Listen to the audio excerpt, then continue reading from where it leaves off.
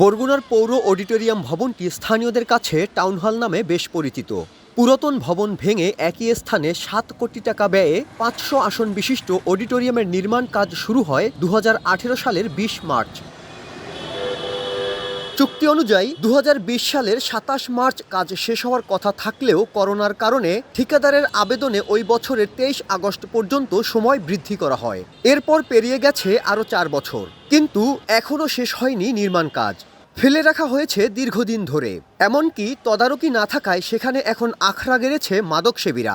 ভবনটা অসম্পূর্ণ থাকার কারণে প্রত্যেকটা জায়গায় বিভিন্ন রকমের মাদক সেবনের কার্যক্রম চলে। এই ভবনটি নির্মাণ না হওয়ার কারণে বরগুনার সাংস্কৃতিক যে কর্মকাণ্ডগুলো রয়েছে এগুলো একদম মুখ থুবড়ে পড়ে গেছে। এ বিষয়ে ঠিকাদারের সঙ্গে যোগাযোগের চেষ্টা করেও তাদের বক্তব্য পাওয়া যায়নি। তবে পৌরসভার নির্বাহী প্রকৌশলী জানান, ঠিকাদারি প্রতিষ্ঠান চুক্তির শর্ত লঙ্ঘন করেছেন, তাই এ বিষয়ে মন্ত্রণালয় সিদ্ধান্ত নেবে।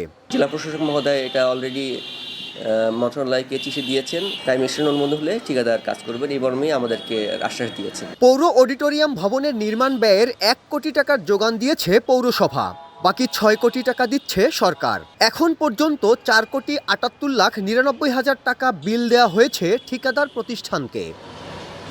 সাইফুল মিরাজ, সময় সংবাদ, বরগুনা।